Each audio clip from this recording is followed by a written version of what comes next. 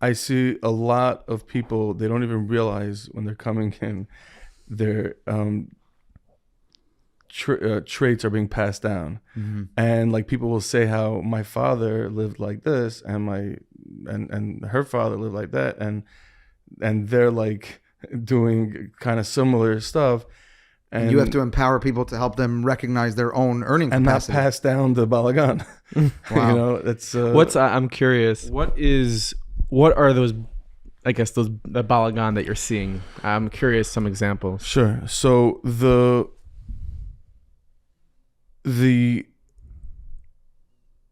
fiscal understanding in general in America, right? Yeah. President Biden swiped the 1. Remember, I was like, he swiped the card, $1.6 trillion. That's the environment we live in. It's not a Haimisha problem. It's not a Jewish problem. It's a general society we live in. I remember in Belarus, I was always thinking like the people there, when they had $1,000, it was their $1,000 that they earned, and then they earned another $1,000 and it became $2,000. And like when he would go on vacation, it was like he really earned it. He put away money for it. And if you think of like, there were no points. Right, the points. Forget about the points. I always say credit card points is like a free limousine to the casino. It's like come, bring all your friends, kosher food, but end up in the casino. There's a reason why they're giving you the 90,000 points. Why? Because they want your interest. They're looking for They're recurring hoping donors. that you can't be paying off the $6K. They're hoping that you become a recurring donor. Like just like what do you mean donor? I'm saying like an RSK, like we want somebody to like donate $100 a month. They tolerate those that pay. They know their that you're bills. going to end up being. They know that a bigger percent of their clients are going to be paying $1,000 a month for a $50,000 credit card for their interest. So nobody gives it for free. They're not in the chesed business. Let's be real though. The points thing is all. It used to be better. The point stuff. You used to get more. Yeah. The point stuff is like right. So 90,000 points. It's $900. You're gonna go and try to figure out how to have a business spend $6,000 in 3 months. It plays with your mind. I want to infuse some halagicity from a chevra that are busy with the points. They do a fabulous job of utilizing a system that is there with people that pay off the credit cards, hopefully, and they know how to work the system. God bless them and their families. It's amazing. 100%. But if it's creating a scenario where people are taking on debt that they can't afford, that can become problematic, obviously. 99% of the people are not doing that, right? If the 1% and he'll show Amex, no problem. But bottom line, Amex is a multi-trillion-dollar company, billion-dollar company, not from giving you concierge, and not from giving you the silver card that you feel like, oh my gosh, and I'm a member since, oh my gosh, and like you have this whole relationship with Amex. It's not it's there to build their wealth, not to build your wealth. They're not in the chesed business, and they're not here to, but that's a whole credit also card. Not here at all. They're not here, but it feels pretty good though. That silver card. It's like the metal. It's meant to make you feel good, and it's meant to play with your mind. It's working, Nachi. So is the word credit cards for you and your organization when it comes to dealing with your chevra, is it like a 4-letter word, credit card? Yeah. Really? Yeah. People shouldn't have credit cards. No, not at all. I have a debit card and I love it. And if I'm low and my wife is calling me for like shopping, right? It's a busy time. It's hectic. That moment when you reach out to Hashem, when it's a debit card, it's gewalt. It's next level.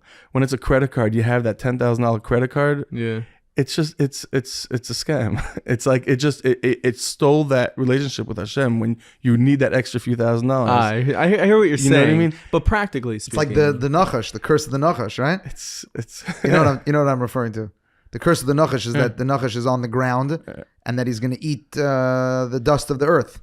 So they ask, well, is that a curse? What it eats is right there. Never has to go searching for food. It never has to struggle for food. Everything. But it doesn't have the relationship. Yeah. Never has to ask.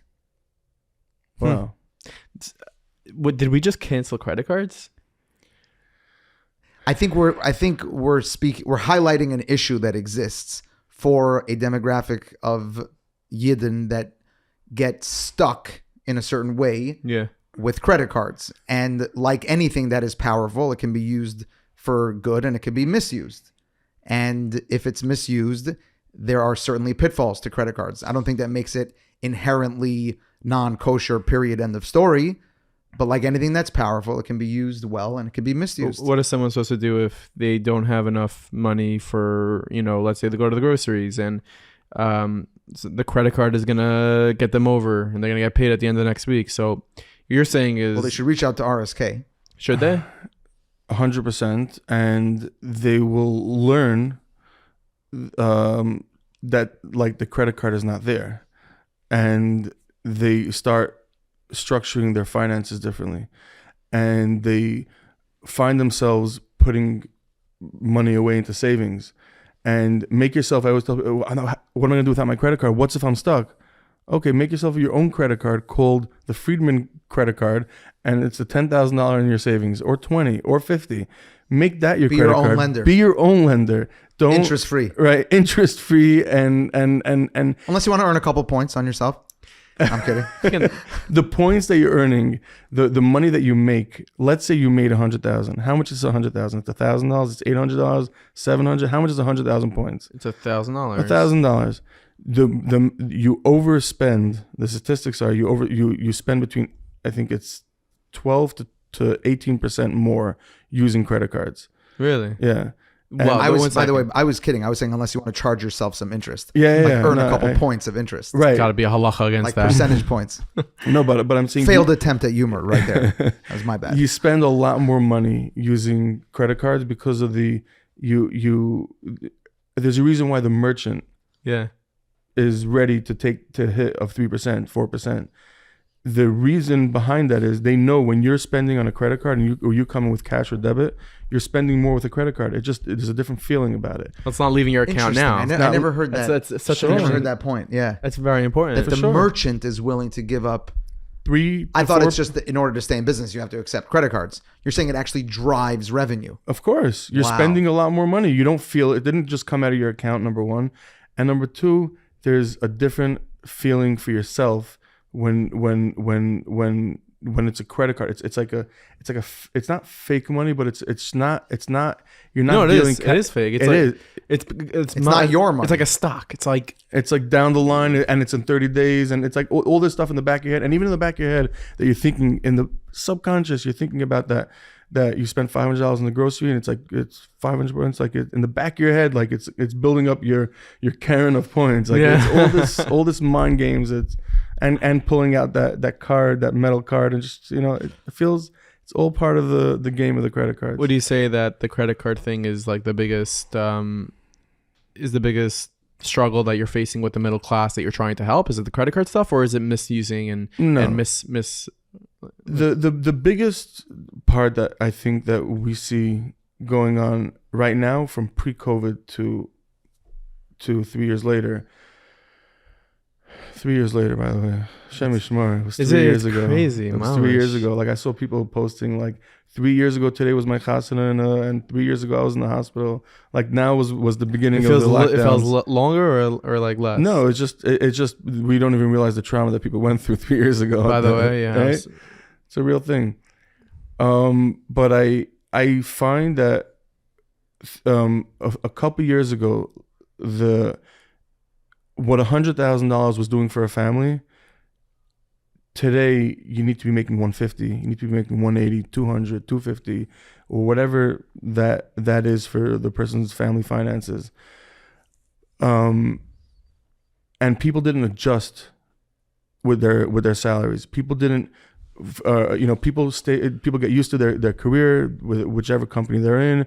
And they're not getting the raises and being ambitious about their raises, and then they fall into this $20,000, $30,000, $50,000, $100,000 holes, and year after year they get deeper into this hole, and that's the real rut.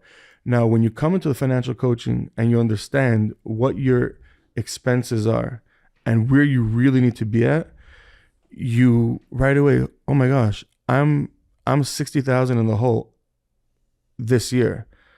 Then it gets a person driving, and it gets a person thinking, how do I How do I fill the gap? Now, you can't just go back to your boss. I did financial coaching. I went to RSK, and they told me I needed $60,000 more. Yeah. It doesn't just work like that. But you could ask your boss, what more can I do to make myself more valuable to get that raise? Or if he says you're capped out here, you can go somewhere else. You can, or look for a different for some career advancement. Like get yourself educated in different areas or different fields where you can be making more money.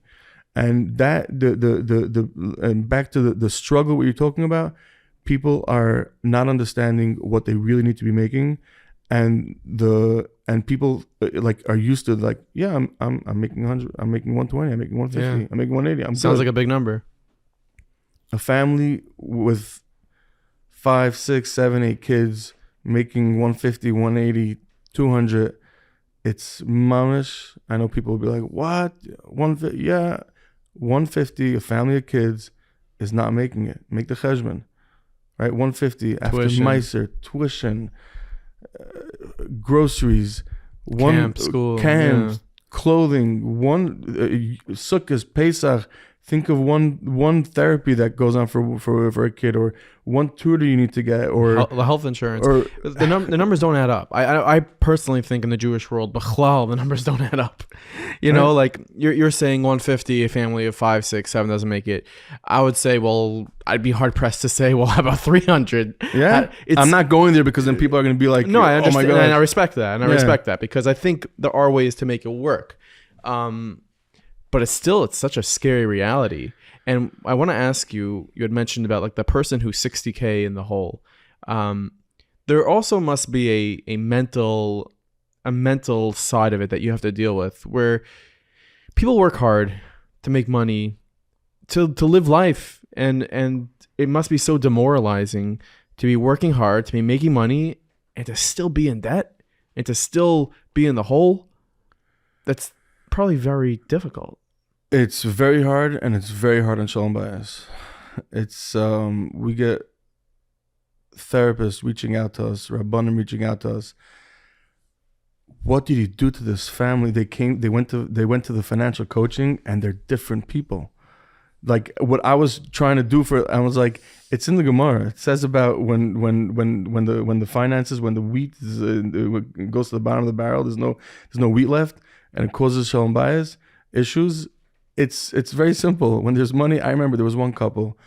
They came in and they were telling the coach, and they were going at it with the coach. They were saying he's this and that, and giving all different issues, and she was giving him a mishaberach. Yes, and about her husband. Fast forward 2 years, Baruch Hashem.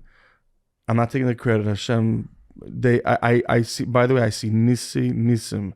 Miracles happen to families that go through this process because they want to live the right way. They want to live the straight way. They're not looking for, I always say, quick fix. Intit tish is business tish, and hechad tish, the sky's the limit. Right? I don't know what language that was. Under the table is the you're capped out. You're capped out at the table, and when you live over the table, the sky is the limit. People when they go, because really it's a emunah b'tachon here. We're talking about when somebody is, people say, I don't want to know. I don't want to know what's going on. I don't want to know. Hashem just sends. I was like, maybe you don't want to know because you're afraid, and you're afraid that Hashem can't send it. How about look at it, right? Pachim Ketanim, Yaakovinu, right? Like all tzaddikim, Rosh Hashivas, people were makbid on the finances, right? And there's a reason why Hashem didn't like the halacha. It wasn't just give meiser, just give as much, just give 10%. There's 20%. So 1 second, what's 10%? I need to know how much I'm making. So it's part of Yiddishkeit to do financial coaching, to budget properly. I don't like saying budget because budget people get afraid. It's more like a spending plan. It's just a little bit having a yishuv adas. So I like that reframe from budget to spending plan. Of course, because I would imagine that a lot budget's like diet. A lot of the fear that people have is, first of all, they don't want to associate themselves as someone that needs a budget, and the reality is that everyone needs a spending plan, and it's not a specific demographic. It's not a class of people necessarily. So that's number one. Number two, I imagine there's a lot of fear of it's just an overwhelming task. It's a full-time Right. job. It's a fear of that I'm gonna have to carg, right? I'm gonna have to be like more stingy thrifty, and yeah. thrifty. I'm not gonna be able to Like every family wants to they want to give their kids everything. They want to give your kids and your wife, and you want to be able to not say, "Oh, I'm sorry, we can't afford this." put it in the budget. Put it in the budget. Put it in the spending plan. Put it in the spending plan, and you'll see it there. And you know, I remember there was one family that came in. They said, I used to buy my wife a gift, Erev Yom Tov, and I would just swipe the card. And he's like, whatever, it was a gift, and she knew I didn't have the money, but I bought it anyway because that was just what I did. After he did this spending plan, he would put away a couple $100 every month, and it was in a category. It was in one of the items, and came Sukkot, came Pesach. He bought his wife that present. He said it was so much more. It was so much more. It was so meaningful. Because he knew he could afford Wow. it. She knew that. She knew that he thought about her every single month when he put away that money, and she knew that he didn't just swipe it. Amex didn't pay for it. He paid for it. He made the conscious decision that I'm going to put away this money for this category. Gewalt. And it built Shalom bias. It really, I know someone. I'm not going to say who it is because I didn't ask him permission. What's their name, to Momo? share this story? Momo, what's their name? But an extremely Momo, what's Hilly their? very deep.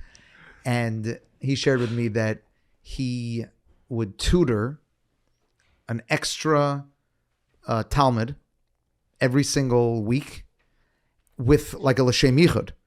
That this extra tutoring is funding the funds that he's saving up to buy something special for his wife for Yom Tov. Beautiful. And what that did was Sorry. it took the whole inyan of buying something for his wife, it expanded it to the entire year. So he's not doing that stam on an Erev Shabbos, on an Erev Yom Tov, in preparation for Yom Tov. He's doing that. He's working on that.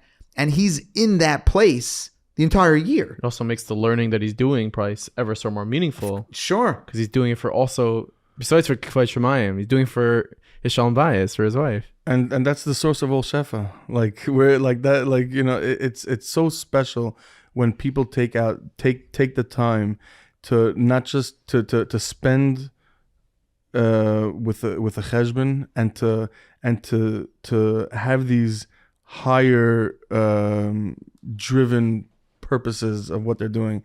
It's not just swiping and the whole swiping is just so Mindless. it's mindless. That's what it is.